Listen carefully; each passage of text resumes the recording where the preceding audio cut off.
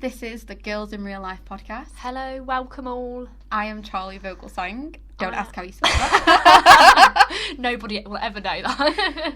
And I am Shannon. We are here to talk all things girl-related, life experiences as a female. Sometimes a little bit taboo, a little bit sensitive, but that's what we're here for. We're starting off easy today. We're just going to talk about relationships in the current climate. It's not like it used to be, and let's just get onto it, Shannon. Oh, honestly, relationships. I don't know where to start with that. Maybe like the dating scene, potentially. It's not working well for me at the moment. Oh, you unfortunately. Say. How do you start to find a relationship in 2019? It's not, you don't put an advert in the newspaper and someone writes back and... No, you don't. I feel like there is a massive gear towards like dating apps like Tinder, Bumble. Yeah. What if you're, gay, then is it Grindr for I think male? it's Grindr. I'm not sure what it is for women. I don't know the female equivalent. I know they have plenty of fish for catfishers. That's not going to get you anywhere in the dating realm. That's never going to get anywhere. No. But yeah. So now I think it is focused on apps, and it's more focused about texting and rather than seeing the person. Oh yeah, definitely. I know so many people that have mostly texting relationships. Like this one guy, he can text for months. Like he will text a girl on a dating app for 9-10 months. That's commitment. And it's like, well, what do you say to her when you see her in real life? Because you've said everything. What are you going to say? Like how? But yeah, I don't. Personally, for me, I've been on a couple of Tinder dates in the past. Actually, no, I haven't. That's a lie. One. I've been on one Tinder date, and then one blind date. Right. And the Tinder date went okay, but it wasn't. There just wasn't a spark, basically. Yeah. There Did you wasn't feel a spark anything through wrong text? with him. Not really. He was a bit clingy. Sounds horrible. Too much. But I felt like we'd reversed, and I was the guy, and he was texting me some strange things like, how do you feel about that would be better.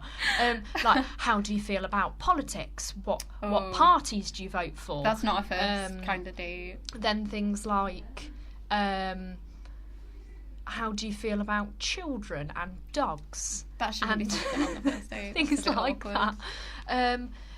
And then, on the date, he just kept talking to me about Jeremy Corbyn.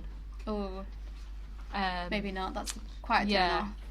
If that's what he's in for, that's fine. But so, and then I did have to let him down and say I did just get a friend vibe, when really it was more of a, I'm a bit scared of this conversation. Block this guy and never speak to him again. Too much. Is that really your only Tinder date? Yeah.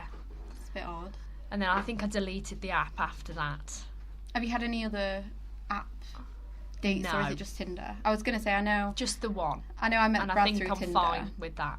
I was going to say, my Tinder experience was obviously through uni, bits and bobs, getting it when you're bored, just messaging people, feeling bored. Just swiping left and right and whatever. And then when I actually met Brad on the app, I literally just messaged him and said, I'm not that bothered about texting, it never works out, let's meet in person. Deleted the app after I met him, literally spoke in person on phone calls. And I was like, I don't want to do the whole Tinder thing. So that's how that happened. But that's a Tinder success story then. Yes. I feel like, are there more of those? I was watching Supermarket Sweep the other day.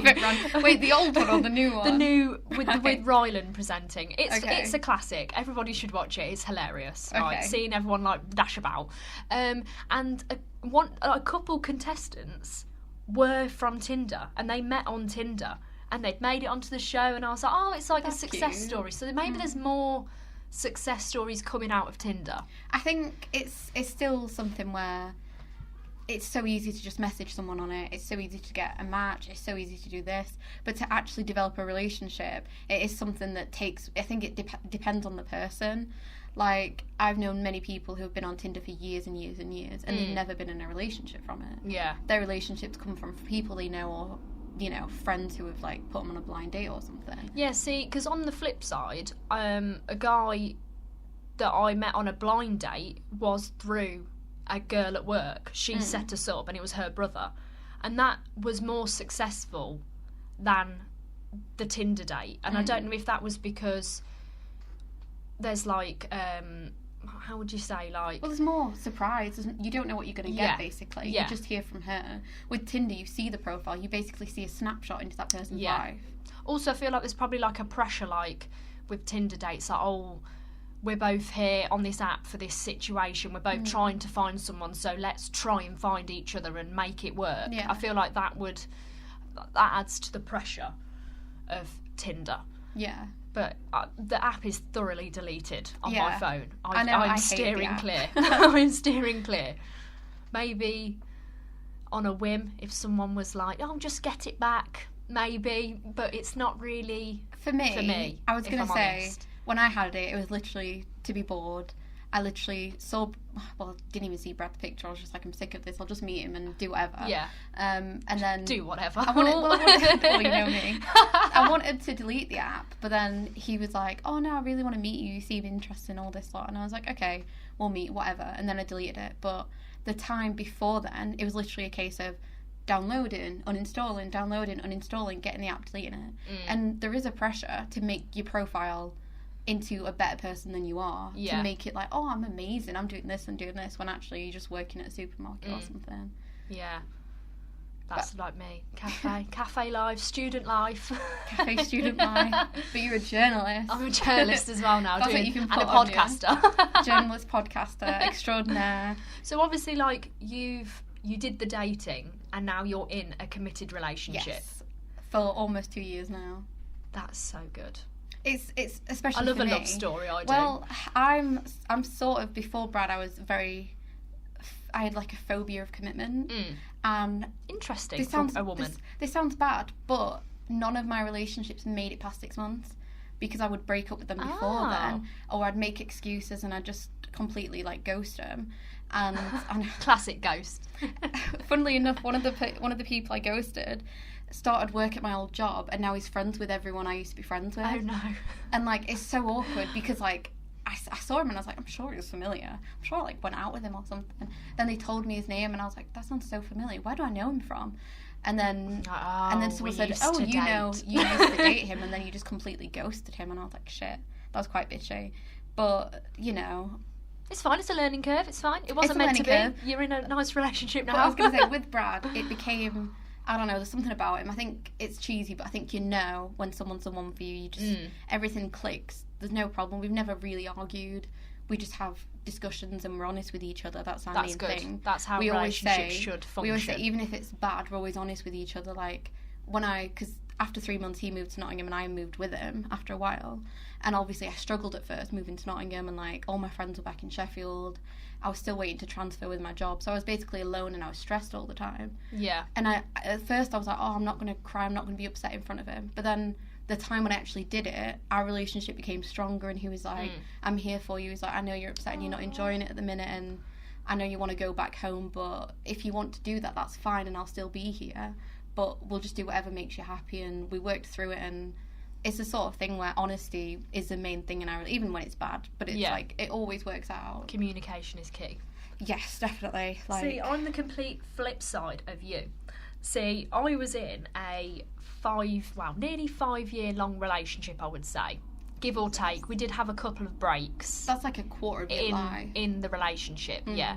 And we, after I finished university, we ended up living together for 6 months.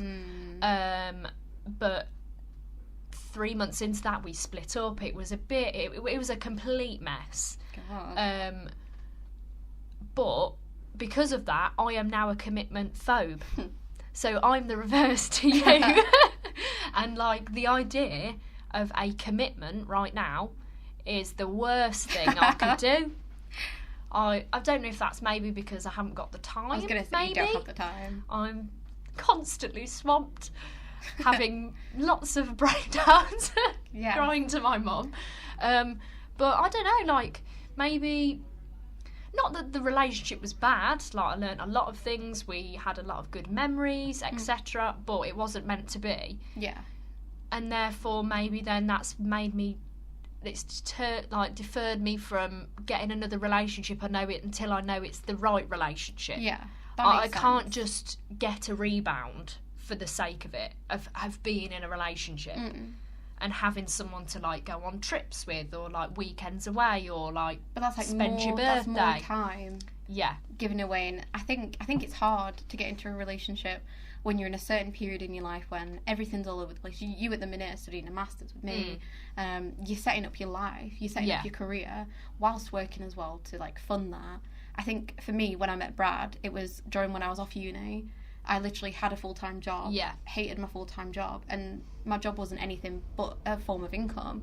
So I had the time, I had like the mental capacity to be in a relationship.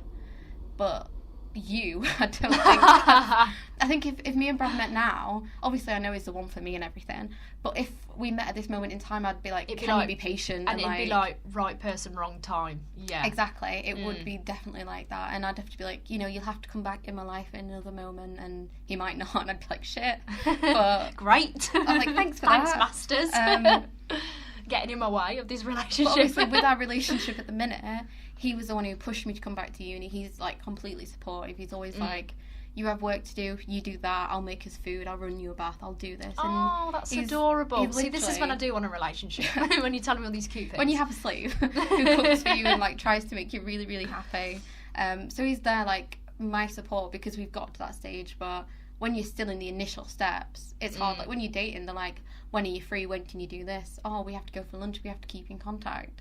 You can't just go to the house and just like lounge around, because that's not how a relationship starts off. Yeah, I think that's like, past the honeymoon phase. Yeah. I feel like the honeymoon phase in relationships lasts longer these days. Yes, definitely. Because I think a lot of people, I'm just obviously being quite broad here, when they first meet someone, they spend a lot of time together. Yeah. But you get used to doing that quite quickly. So then, even if you are doing nothing, you seem happy in doing that and not really doing a lot.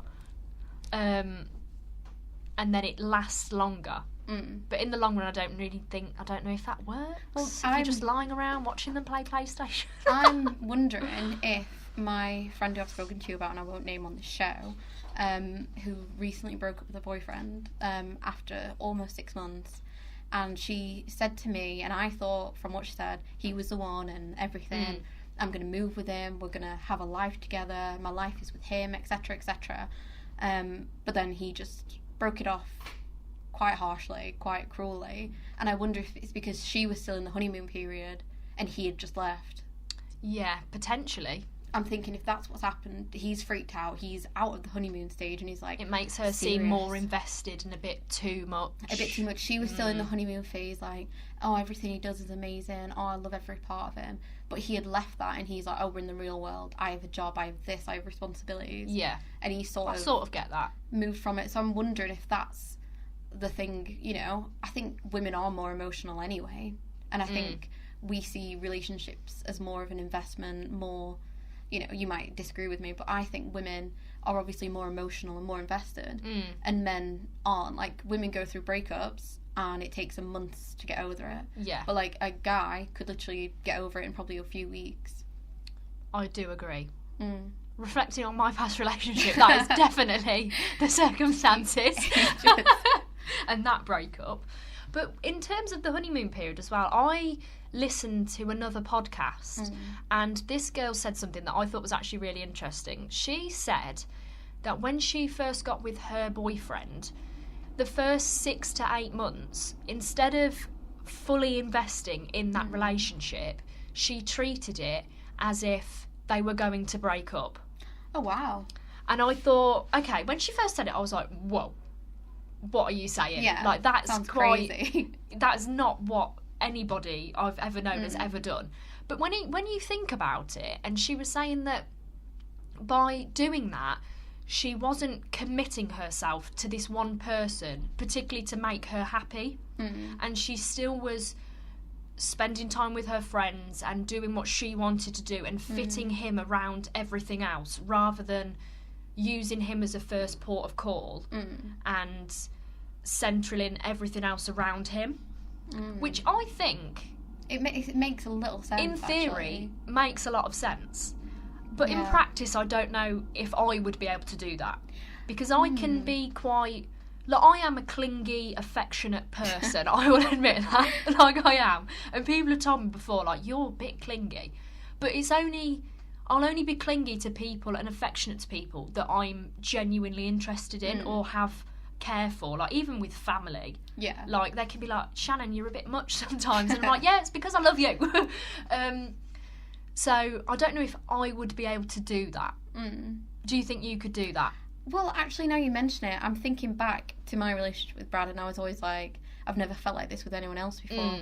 But there was always a doubt in the back of my mind that he's going to break up with me any second. Oh, so through the relationship, I'm just thinking he's going to break up with me any second. Like, in our that like pessimism. I always have a negative doubt in my mind. But with the relationship, I always thought it. And like when we got together, Brad was sort of like, "Oh, I don't want this to just be about sex. I want us to not do anything like overly sexual for the first month." Oh, and, like, wow, okay. Let's just get to know each other. Let's just, like, hang out. Obviously, like, making out everything else. How respectful, though. That's so nice. Every other guy would be like, let me get in bed with you. Well, it got to the stage where I was literally like, is there something wrong with me? But then it worked out for the best. And, like, we got to know each other more. But obviously, someone says to you, oh, I don't want this to be about sex and all this, or...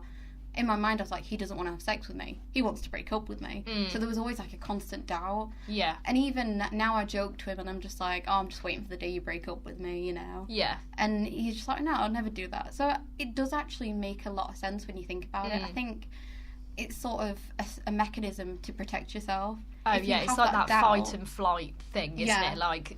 If you always have these, like, little niggles, it means it's like, well, if it actually did happen... You were right. It's not like, oh, crap, like, where does this come from? It's like, oh, I knew it.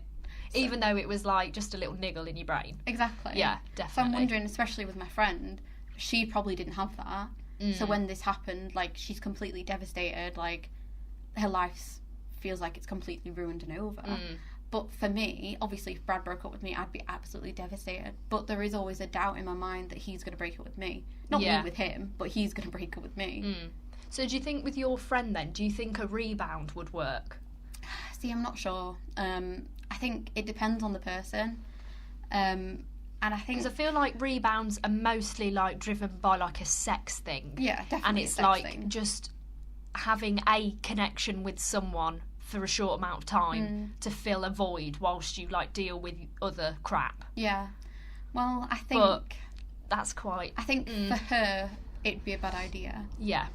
Because she's like me, she's quite an emotional person. And I can imagine her not being fully invested, but maybe comparing, like, oh, this isn't the guy. I know she probably isn't that bothered about sex anyway, but she was because she loved him. So I think it's different for women. I think men, on the other hand, could literally just be like, yeah, I'll just jump into bed with someone, get the taste of that girl off me, and just get that new one on me. Oh, that sounds so disgusting. But I think that's literally what guys would do. I've known guys to literally break up with someone after, like, 5 years. Like, one of my long-term friends broke up with his girlfriend. He'd been together, like, 5 years with her. And then he just slept with, like, someone else he knew. And then just moved on with his life. Wow. And she's probably still, like, devastated, and they had this whole thing and, like, loads of complicated stuff, but I think she's still pining for him, and it's been years. They do say, though, that it takes half the time that you were with that person to get over them. So for her and me, it would be 2.5 years. Yeah. I'm hoping that is not true. Because when did you break up? About a year ago. However, we didn't move out of our, like, joint flat until January this year. Oh, really? So, to me, it sort of wasn't done until then. So, I'm sort of using that as a marker. But I don't really... Even though I don't really think about that relationship anymore, I hope that it, like, subconsciously, it's not stopping me from moving on with somebody else. I hope so. In that it's like, oh, okay, I've got to wait 2.5 years until there's not, like, I can move on. Because he moved on relatively quickly. Oh, really? So, but like a week or something? I don't know. You weren't even broke up when he moved on. So that could have been the case. I wouldn't say anything against that. But clearly for him, that isn't the time scale. So is it more of a female thing, I think it's definitely a female thing. Because we choose to deal with the emotions and deal with the actual situation before committing to another person. I think so. I mean, one of my old uni friends, her mother had literally just been with one guy her entire life, and it was her dad. And they'd been divorced about 15 years, and she hadn't had another boyfriend. And to this day, I still think she's single. Yeah. And I think, especially with maybe older women, but maybe it resonates with young women as well, I think when you find that person and you think, this is the one for me, this is the one true love in my life, and then it ends, I think it's hard to get your mind away from that. Like, I think if Brad broke up with me, I think I'd struggle to move on. I've said to him, I'll just become a nun and just like go to a convent, become a recluse, never have a relationship again. Just literally, adopt loads of cats or loads of like animals live in the desert. Literally, have no communication. Find myself. I just don't want a man. But I think women are sort of like that. Like when you've got this idea in your head and it ends, I think it's hard to get away from that. I wish it wasn't like that though. Because I find it quite infuriating. Oh yeah, I hate my emotions. Like I think about 6 months, I would say, after my breakup, I was more annoyed that I kept thinking about it more than the fact that I was sad that it had happened. And I was like, why can't I just not think about this anymore? And I was getting more annoyed at myself that I was still thinking about him and the relationship and if I could have done anything different and things like that, rather than actually being sad that it was done. Well, I think women overanalyze everything. I think we do it in life, annoying. But I think with relationships especially, because we're dealing with this complete like alien species of men, we're literally just like, what, how, why are you not feeling this? Why am I the only one being emotional? What is wrong with me? But I think it is a sex differentiation thing. Yeah. I think men just don't feel as much or don't think as much. I think women are. Men can look at it more as like a biological thing in that a relationship is, even though they have the feelings and emotions and they love you, blah, blah, blah, blah, blah. I think it is more of the like biological, I know I'm picking you because we could have a good baby than a woman. Do you not think some women do that though? I don't know. I think, well, they say women pick mates who will be good fathers, but I don't really know want kids. So. No, neither do I. I couldn't think of anything worse at this point in my life. I didn't pick Brad because I'm like, I can have tall ginger babies, but no. I picked Brad because I liked him. Maybe you don't know that. Maybe. Because I've been telling you, haven't I, about this weird book that I'm reading at the moment by that comedian. God, it's called Animal, if anybody wants to have a look. And it's by Sarah Pascoe, something like that. I just found it in my home and I was like, I haven't got anything to read right now, I'll read that. And she's saying things about how women, even though men do it too, women will mate with men that will give their children the best gene pool. And even though I think it's mostly from a male perspective, in general, like women think men are dictating the relationships and they can have sex with as many people as whatever. I think she's got a good point, to be honest. Yeah, the more we talk about it, the more I think is that, what our instincts and what we're actually subconsciously doing. But then again, I was terrified of ginger children as a kid. They actually scared me. Little did you know your future boyfriend was we've waddling around. Literally the same year, the same month, my future boyfriend would be born and be a ginger scary baby. And you'd run from him in the playground. I remember a little girl with ginger hair scaring me in the playground, like chasing me around. And ever since then, I'd had like a phobia. And you would have been freaked out of me as a baby because I was born with like fire hair. Oh. Even though I've got brown hair now, I was born with like fire hair. And in the summer, like it comes a bit ginger. I was going to say, so come June next year, you're going to be like, this ginger girl. No. But yeah, I think she does raise some good points in the book. And not that I like some of the things I'm like, okay, sure. But it does biologically make sense. Yeah. it does make sense. But then if you don't want children, how does her theory pan out? I'm not sure.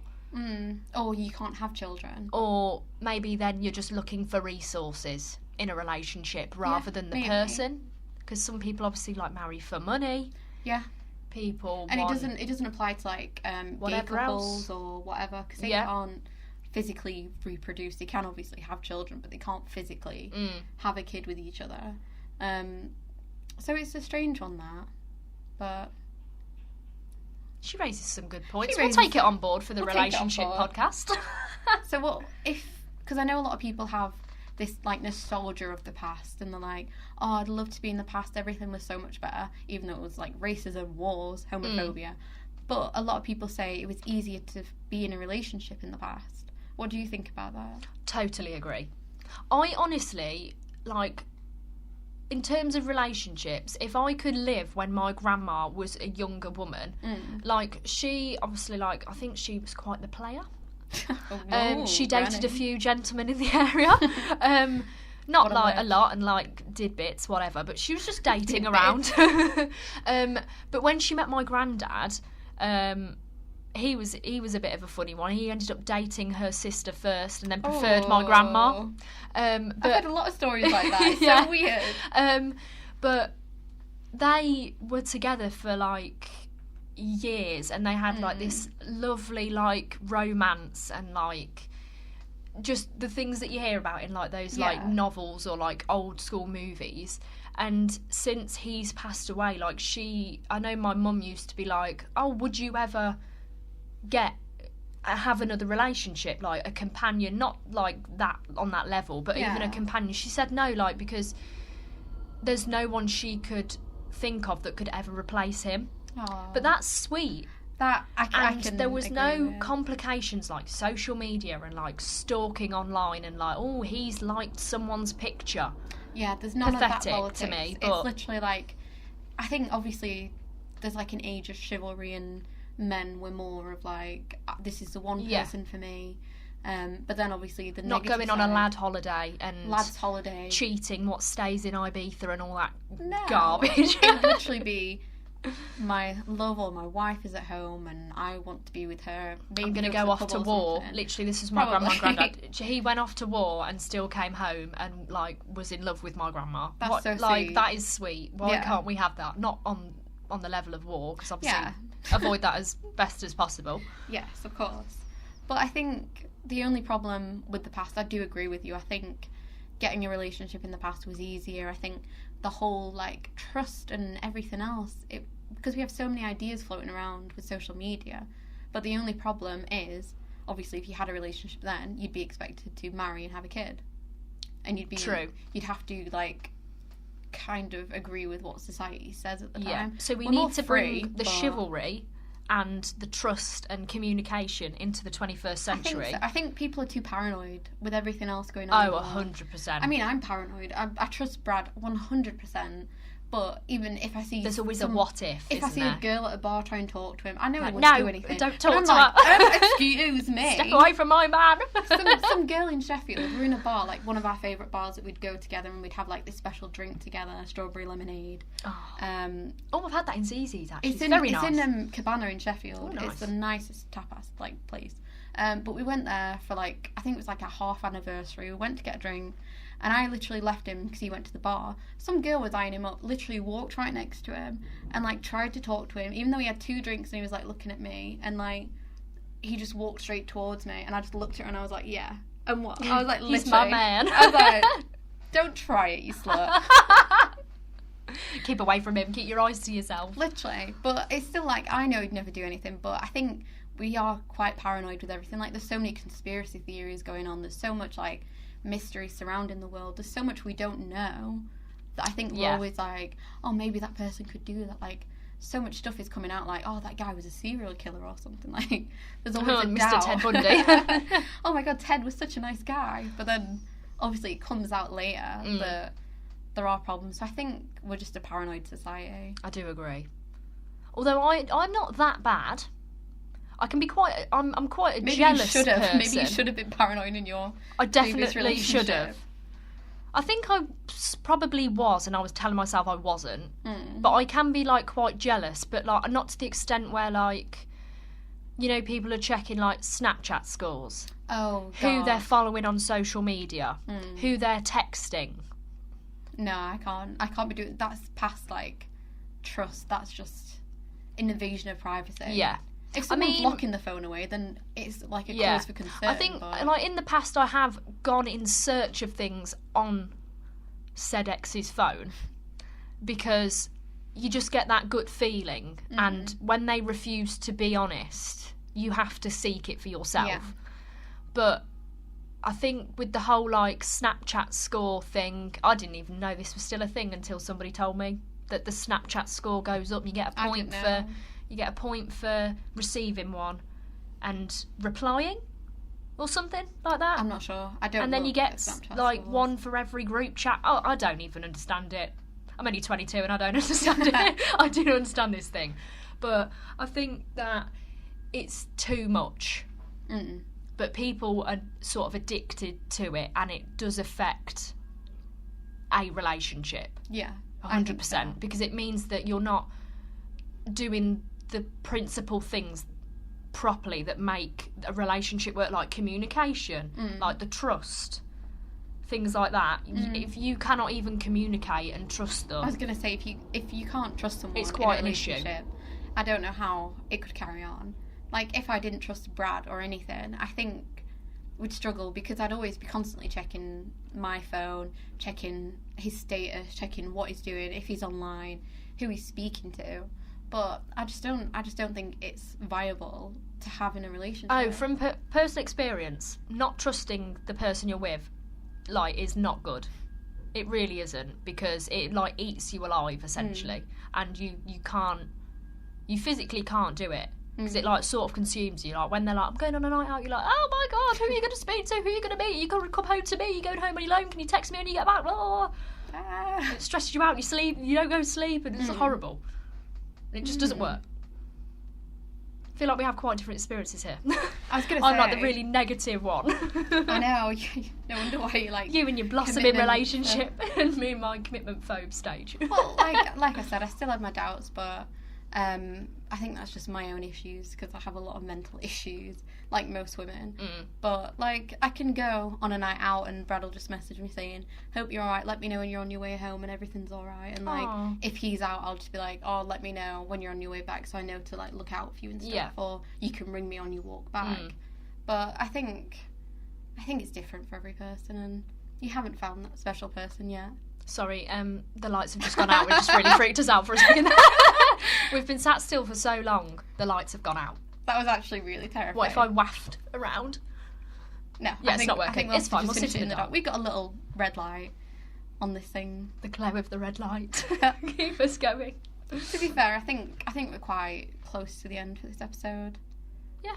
I mean, have you got any final thoughts for relationships? What are your goals? What are your goals for 2020 for your relationship? Oh, I thought you were going to ask me, like, future goals with, like, my future husband, Robert Pattinson, or something. Would it be Robert Pattinson? I think it used to be, but he's quite old now. He's a lot older than me. I think he's 30-something. I was going to say, I didn't think he was that old. And I'm not feeling the 10+ years gap. See, personally, for me, just smack my hand on the table. Felt that. In previous relationships, I've always gone for a lot older. Brad's the first person who's my age, but I've learned from that there's always, like, a patronising degree. If you go out with someone who's even, like, a few years older than you, I'm always patronised. I'm always, like... But what about the maturity, though? It's still not there. Really? Brad's probably the youngest, well... And most mature guy. But most mature guy I've ever gone out with. So I think it literally depends. But I don't know who my celebrity crush would be. I think I've always had a thing for Keanu Reeves. Who is that? You know, is he an actor? As if you don't know Keanu Reeves. I remember, like, I recall the name, but I'm not very good with celebrity actors and actresses. No. Do you know John Wick, the action film? Okay. The Matrix. No. Okay.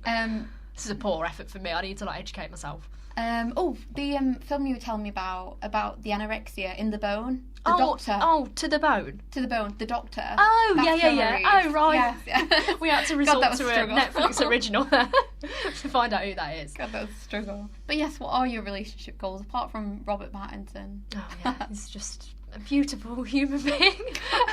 I would say I'm in no rush. Yeah. And I think... Self-relationship. Yeah, well, we're working on the self right now. We're having a bit of self-care moment. Yeah, I'm not in any rush. I feel as though I want my career to pan out first. But in terms of, like, eventually, I want somebody who, like, is career-driven.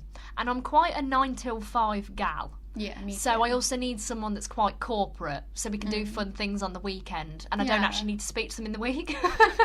I can just do my thing in the week, and then see him and then on the weekend. That's going to work for me. But the problem as a journalist, future husband, if you're listening to this, I'm not. This is not a negative. Like, by no means am I trying to, say that you're boring because you do a 9-till-5. No, putting that out there. I mean, Brad does a 9-to-5. He's not in his dream job, but he's in a career that he wants to be in, like game coding. And he works Monday to Friday, 9-to-5. And it was that sort of made me like, I want 9-to-5. I know journalism might not exactly be 9-to-5, Monday to Friday, but I want to try. Oh yeah, you're always switched on. I can never switch off. We haven't even got the master's degree yet. Since this course started, I don't think I've slept. Just been wide awake pretty much on coffee and tea and caffeine. Yeah, bit of banana bread for me every now and again. I'm obsessed with it. Don't mention banana bread to me. Yeah, you've got bad experiences. But yeah, not in any rush. I think it will happen when it happens. I'm not going to be, like, actively looking for someone. I think that's the best way. I mean, if you're looking, it makes it harder. I know I wasn't really looking for Brad. It literally happened. Yeah. So I think for me in the future... I've sort of like said like marriage and stuff, which is something I want in the future. But at this moment in time, I still feel like I'm a child. I still want to do something successful with my life. I want to build my career, like you said. So I said, maybe that sort of like marriage, settling down, way in the future when I'm settled. But for now, I just want to keep doing me and keep doing Brad. Any children on the cards? No children here? I hate children. And that's the right answer. I've said to Brad, maybe 10, 15 years, if I'm feeling lonely and I've done everything in my career, maybe. But I'm more of an animal person. I'd rather have like cats and dogs. Cats and dogs, yeah. Koalas. I'd rescue a koala from Australia. Oh my God. So... They are pretty cuddly, yeah, I can see the attraction there. Just get chlamydia from it or whatever it has. Lovely. That's a nice thing to add to the relationship. I was going to say, Brad, I've got chlamydia from the koala. At least I have an excuse for that. Okay, so I think that's the end of today's episode. Yes. We're so excited to be recording these. I was going to say filming these, but people are not going to see it. It's recording. We've had such a struggle the past few weeks. We've been trying to record, and we've had to do it on like what's this called? Montefract? That is not right. It begins with an M. Marantz. I just thought. Okay, that wasn't any close to what you were saying. It began with M. We've got this portable kit and we're trying with it, so the quality may be better in the future because we will be having a proper podcast kit. Yes. But this has been our first episode, and hopefully it's gone well. And let us know what you think. Obviously follow us on social media, Girls in Real Life, and we will see you on the next one. Yes. Goodbye. Ta-ra.